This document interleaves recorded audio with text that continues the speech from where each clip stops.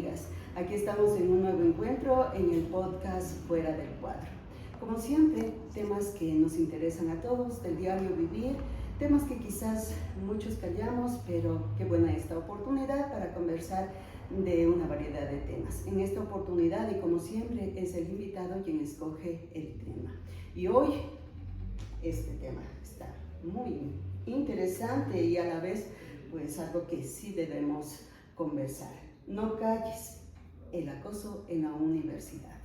Para ello, damos la bienvenida, tenemos aquí a Diego Vique, un profesional que él mismo se va a presentar porque se ha preparado pues en su profesión, y es que ahora nos quiere conversar acerca de esto. No calles, el acoso en la universidad. Bienvenido, Diego. ¿Cómo está, Lita? Un saludo cordial también a su audiencia. Muchísimas gracias por la apertura a su espacio. Creo que es una temática que se debe trabajar en los diferentes medios de comunicación, en estas nuevas plataformas que actualmente estamos desarrollando, los distintos profesionales también en el ámbito. Y bueno, como dice el título, no calles, realmente es un problema muy complejo que estamos viviendo a lo largo del país, no solamente a nivel universitario, sino en la vida diaria. En la vida diaria. Y como dicen, no calles, la verdad es que esto se ha venido callando. Yo creo que a lo largo de los años, no es algo nuevo esta problemática, pero recién es cuando la gente se atreve a expresar, se atreve a alzar su voz y denunciar este tipo de acosos. ¿Qué tal si partimos del significado de acoso? Bueno, acoso es un término que se lo puede trabajar de muchos ámbitos, ¿no? En realidad el acoso es cuando una persona está bajo presión y desea, lógicamente, desarrollar determinado tipo de acción, pero finalmente bajo presión, ¿no? O sea, debemos entender específicamente que siempre va a existir algún tipo de cadena de mando para poder ejecutar determinado tipo de acciones relacionadas directamente al acoso, es decir, siempre va a existir una víctima y siempre va a existir un victimario. El acosador y el acosado. Exacto. ¿Y esto es sinónimo de bullying? No, el bullying se trabaja quizá en otro tipo de aspecto, pero podemos decir que el bullying por lo general está relacionado directamente a cuestiones de burla, cuestiones que puede desarrollar en la vida diaria. De hecho, en la universidad es muy común, pero el acoso va más allá, puede desencadenar procesos tan complejos. Vamos a suponer que el peor de los casos quizá llegar a un femicidio, ¿no? El acoso está relacionado directamente a cuestiones de poder específicamente. Es decir, que aquella persona que está ejerciendo este acoso está persistentemente tras de su víctima, pongámoslo así, tras de alguien, quizás con palabras, con acciones, con gestos, y ejerciendo esta presión que nos cuenta. ¿Y cuántos efectos, cuántas consecuencias de hecho hay? Y puede conllevar a otras más graves. Sí, de hecho el acoso en realidad es una característica de la violencia, ¿no? La violencia, como nosotros conocemos específicamente, que trabajamos en las aulas, la violencia nosotros lo tenemos a nivel económico, a nivel cuestiones de poder específicamente, ¿no es cierto? Cuestiones de género, es un tipo de violencia en realidad el acoso. Y sí, leyendo algo acerca del acoso, pues hay el acoso laboral, el acoso en las universidades, que es nuestro tema más centrado de hoy, el acoso en el hogar, el acoso puede ser hasta en el vecindario, de hecho lo hay, y el acoso cibernético, bueno, entre otros, ¿no? Qué terrible cómo se ramifica este acoso, de tal forma que pareciera, y uno medita, no estoy resguardado en ningún lugar, ¿qué es lo que pasa? O ¿por qué hay un auge, parecería, del acoso? Bueno, en realidad el acoso ya es una situación naturalizada, lamentablemente, en nuestro país, ¿no? ¿Qué quiero decir cuando es naturalizada? Quiere decir que se volvió algo normal, lamentablemente. Quizá situaciones tan complejas que nosotros hemos escuchado, inclusive de nuestros abuelitos, de algunos padres, inclusive, ¿no es cierto?, donde se habla del círculo de violencia, ¿no? El círculo de violencia en realidad ha alterado muchísimo los parámetros de estándares de vida de las distintas personas, hombres y mujeres como tal. Y bueno, en realidad es una situación que nosotros finalmente lo estamos entendiendo el día de hoy gracias a investigaciones que se está desarrollando, ¿no es cierto?, en las diferentes instituciones, pero debemos también conocer y ser muy claros que lamentablemente en nuestra sociedad el acoso está naturalizado, es algo quizá normal y que quizá nosotros debemos hacerles entender a la población de que no es normal, ¿no? Que existen situaciones y condiciones en la vida que van a afectar a muchísimas personas y que lógicamente si existe la buena voluntad, sobre todo de parte del Estado, de parte de las distintas instituciones que trabajan en políticas públicas, podemos mejorar mucho la vida de las personas. Y es que me atrevería a decir que hay dos tipos de criterios en la sociedad, y no solo aquí en nuestro país, estamos, por cierto, en Ecuador, en la mitad del mundo, y para aquellos que nos miran en otros países, pero es algo generalizado en el mundo, porque quizás antes decíamos, sí, los países tercermundistas nomás como que tienen tantas falencias, pero no, ahora en Europa se mira, se palpa este tipo de situaciones, acosos, en los Estados Unidos de Norteamérica también, y es algo lamentablemente generalizado.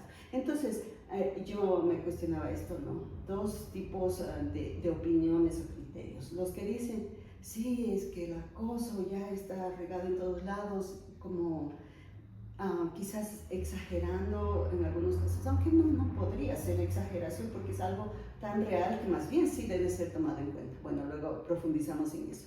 Y el otro grupo de personas que quizás dicen, ay, es que están las nuevas generaciones, las de cristal, que todo les afecta, que en los años pasados, en las décadas pasadas, que eran más fuertes, su carácter como más firme, no se doblegaban, y ahora la generación de cristal por todo se quiebra. Entonces como que hay esos dos criterios. ¿Será que llegamos a un punto intermedio?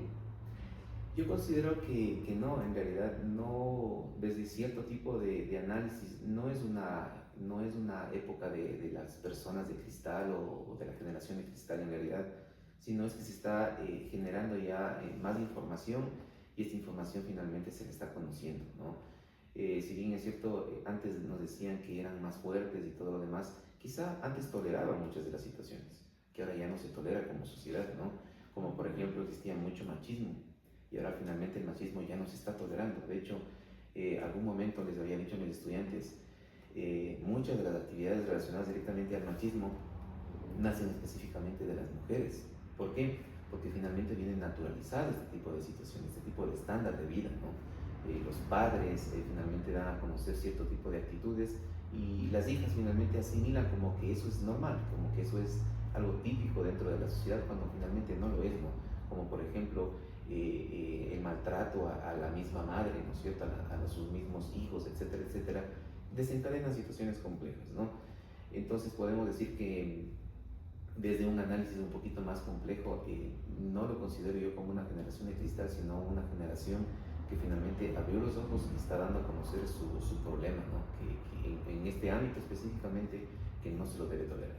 Definitivamente, no se debe tolerar, y si bien es cierto, ¿no? Antes como que era más marcado el machismo y los hombres no lloraban, pues ahora pues sí, se expresan, sí lloran, sí pueden abrir sus corazones, sus mentes también a exponer que todos somos seres humanos, tanto hombres como mujeres, y por lo tanto sí, tenemos esos sentimientos, esas emociones, esos sueños, esas frustraciones y tantas otras cosas.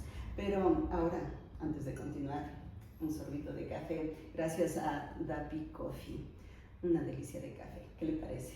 Muy delicioso, muy riquísimo el café. Ecuatoriano. Pero bueno, entonces, ahora pues ya podemos observar en los medios informativos que un estudiante, una señorita, en X institución dice, yo fui acosada y por alguien que no puedo decir de pronto. ¿Por qué? Bueno, ya entran las investigaciones y todo esto. No, es que fue mi maestro, fue mi profesor, y no puedo denunciar, no puedo hablar libremente con nombre y todo, porque puedo perder la carrera, puedo ser expulsada de mi institución educativa. Entonces, sí hay factores que pesan todavía como para que no callen ante el acoso. Sí, específicamente en el ámbito educativo debemos considerar mucho también lo que habíamos dicho hace un momento, las cuestiones de poder, ¿no? El docente está quizá acá arriba y quizá los estudiantes están acá abajo, por muchas de las situaciones específicamente de poder. Entonces, puede ocurrir una situación de acoso y bueno, ¿qué ocurre principalmente en este ámbito? Que los estudiantes callan, ¿no? Hombres y mujeres. El acoso a nivel universitario puede ocurrir tanto con hombres como mujeres.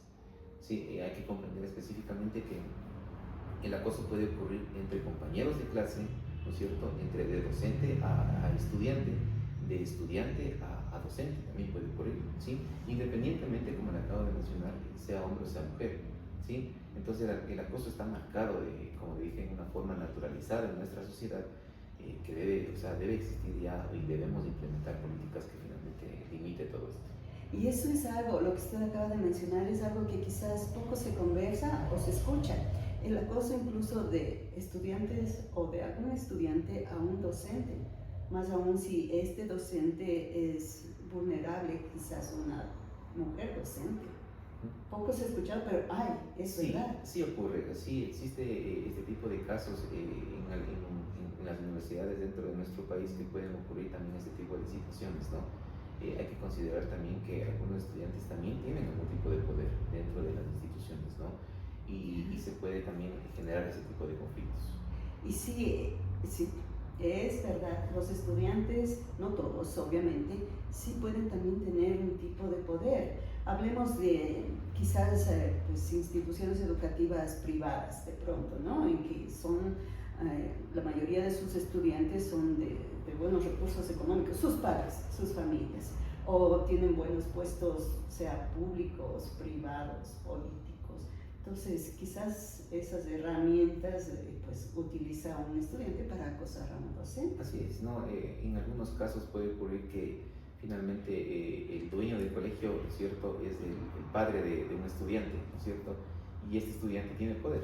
Y por el mismo hecho de tener este poder puede lógicamente desencadenar problemas complejos de acoso a los mismos docentes.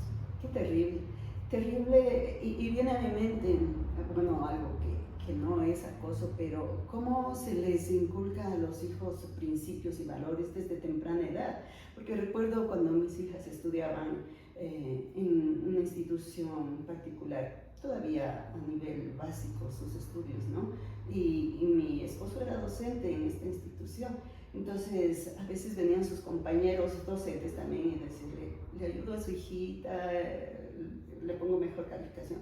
Y mi esposo siempre fue muy tajante, les decía, no, por favor, eso nunca haga. A mis hijas le pone, si tiene que ponerle 0, les pone 0, pero por favor a mis hijas, lo que ellas se merecen según su rendimiento, pónganles.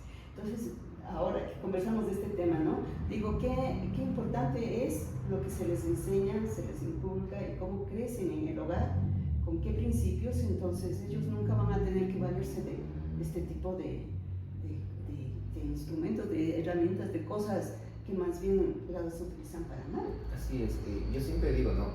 La educación viene de casa y en las universidades, en las escuelas, en los colegios, lo que recibimos es una formación en realidad, ¿sí?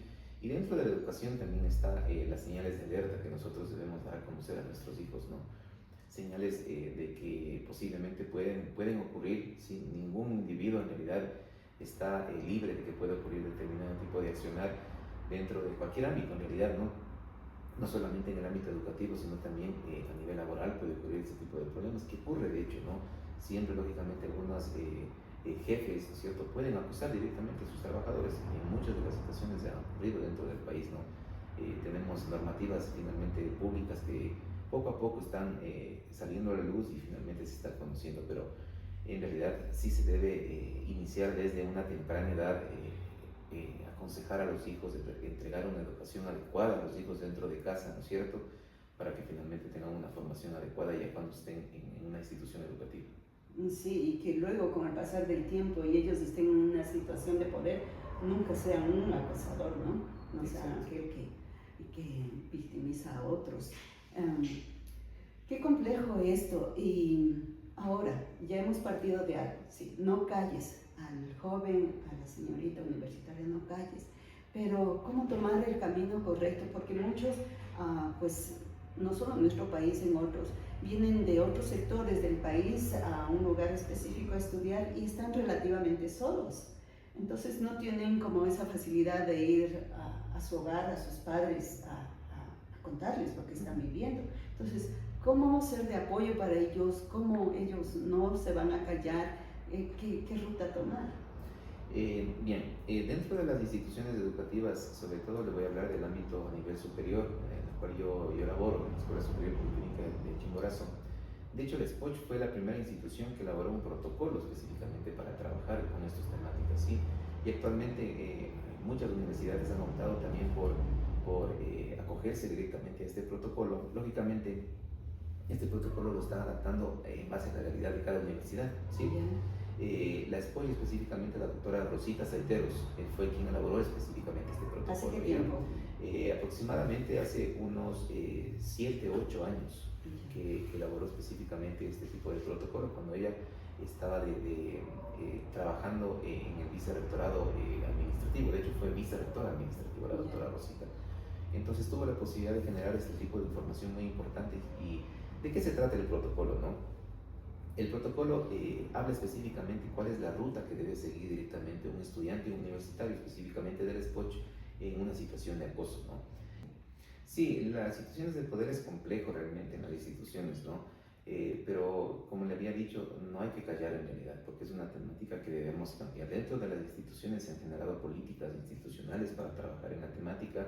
De hecho, fuera de la institución, desde el año 2018 se han generado también políticas públicas para poder mitigar un poco la problemática a nivel de país, pero en realidad es una lucha constante, ¿no? Debemos también entender que dentro de las universidades también se están generando grupos de profesionales que trabajan mucho. Por ejemplo, la SPOCH generó un grupo de investigación. El grupo se llama Grupo de Investigación de las Sexualidades y que ha venido trabajando en mucha investigación que tiene que ver específicamente en cuestiones de acoso, ¿no? Tanto a docentes, estudiantes, inclusive personal administrativo dentro de la institución. Y hemos ya presentado y hemos cerrado ya algunos proyectos con información muy valiosa, ¿no? Y esta información no se queda ahí. Nosotros actualmente estamos generando ya un nuevo proyecto que busca finalmente generar una propuesta, ¿no?